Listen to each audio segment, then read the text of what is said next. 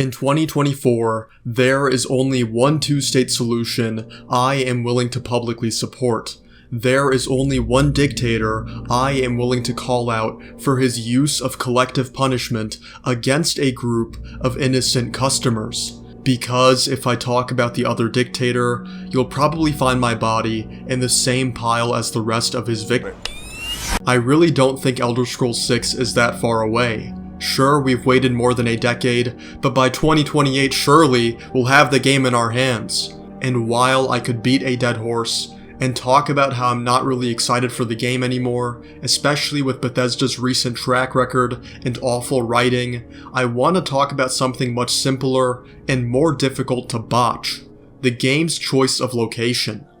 Bethesda made a decision they would later regret. Shocking, I know, by revealing the teaser trailer for The Elder Scrolls 6 way too soon. And while this trailer wasn't meant to show much, it did give us some very important clues as to where the next game will take place. And I'm pretty certain they have solidified this decision, so why am I even making this video if it won't change anything? I digress. The trailer for Elder Scrolls 6 showed us that the next game will either be in Hammerfell or High Rock. Rest in peace to my Valenwood and Black Marsh enthusiasts, and to those of you who were on the forums in 2016 advocating for the Somerset Isles. You were never my friend. There has been a good bit of debate over this issue. The coastline and mountainous terrain in the trailer matches up with High Rock, but the Easter eggs by Bethesda, like putting a light under Hammerfell and calling an achievement in the game that shall not be named the Hammer Falls, which seem to indicate that this game will be in the homeland of the Redguards. People also say that it could be both, and they point out an Easter egg in the Cursed Ones trailer that looks like the Iliac Bay, which sits between both provinces. Funnily enough, this area is also sometimes called Starfall Bay, which matches up with Starfield. I said it!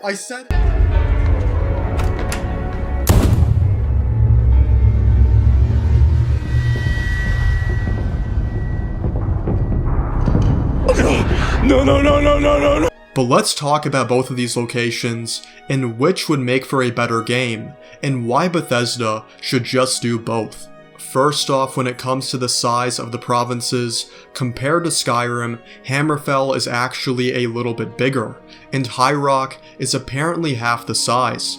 This is based on a Redditor's calculations, but when was Reddit ever wrong? I can hear you through your screens, and I know that size doesn't matter, guys. We all know that. It's about the scale of the whale. What matters is how deeply Bethesda will magnify these provinces and how much detail they will give these areas.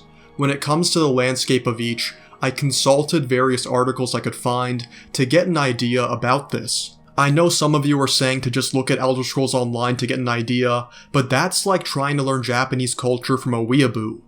Hammerfell is mainly a desert, but it also has some mountainous regions, like Orsinium. It also has dunes and some jagged peaks that add some variety to the otherwise monotonous desert environment.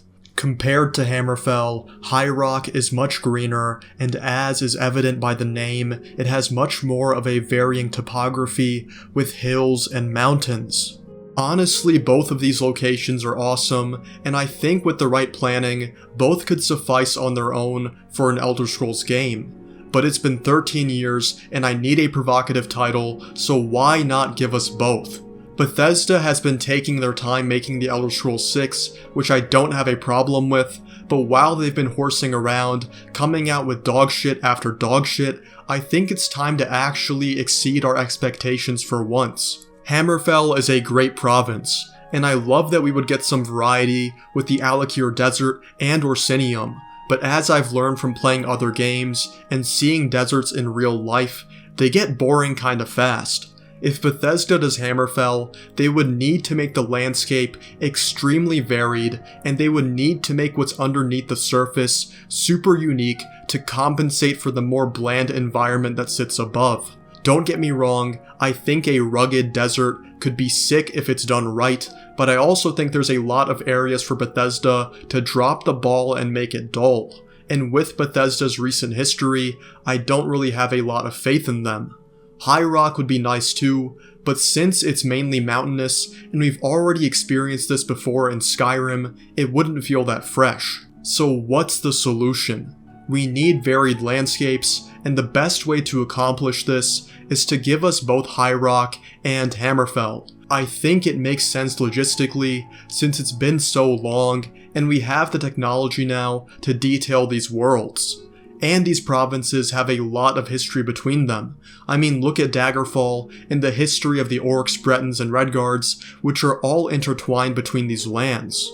I genuinely believe it is in Bethesda's best interests to make Elder Scrolls 6 feature both High Rock and Hammerfell. And considering the size of this company compared to when they made Skyrim, they absolutely have the facilities to do this. I think the game should be bigger and more detailed than Skyrim and Oblivion. It doesn't have to be a gargantuan map like the OG Daggerfall, but it should be bigger and more detailed than Oblivion, which released in 2006 and is somehow larger than Skyrim. And I can't emphasize this enough, the detail is going to make or break this game, and that is in all departments. The writing, choices, game systems, enemies, combat, and the world. Bethesda needs to make these worlds handcrafted and filled with things that make it feel alive. We give them a lot of shit, but Bethesda is one of the best at detailing worlds.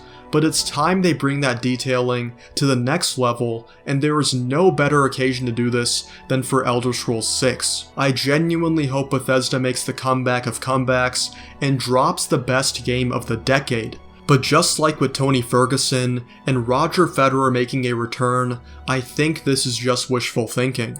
And while I'm on copium, making demands Bethesda will never meet, I would love it if Bethesda gave us new factions that actually play off the geography and terrain of whatever location they decide on. You can feature the usual guilds, but it would also be super nice to see some new factions or stuff from the lore that we haven't seen yet, especially those that are native to the province. If the game is in Hammerfell, maybe you could have a group of people in the desert that are obsessed with martyrdom and worship the V8 engine. Maybe you could have a wall just outside of Orsinium that is dedicated to keeping ice monster-like beings out of the rest of Hammerfell. Maybe halfway through Elder Scrolls 6, you find out that the entire world is just a manifestation of your guilt, and the monsters are just embodiments of emotions you have been repressing your entire life. These are just some ideas, but I'm sure you understand what I mean. And the Ashaba and the Fighters Guild would be cool to see too. And while we're on the note of the Fighters Guild, it would also be nice if there was an organization called the Hammerfell Anti-Doping Agency in the game. And if they catch you using skooma or other illegal substances before your fights, then you have to stand trial in front of the Hammerfell Fighting Commission, who can revoke your license to be a fighter. Maybe there's even press conferences with a super corrupt promoter who refuses to pay his fighters a living wage. But that's enough yapping from me. Let me know your thoughts over Elder Scrolls 6 and its location in the comments below. Are you in favor of a two-state solution, or do you prefer the traditional one-province standard that we are used to? Thank you guys for watching, and I hope you have a great rest of your day.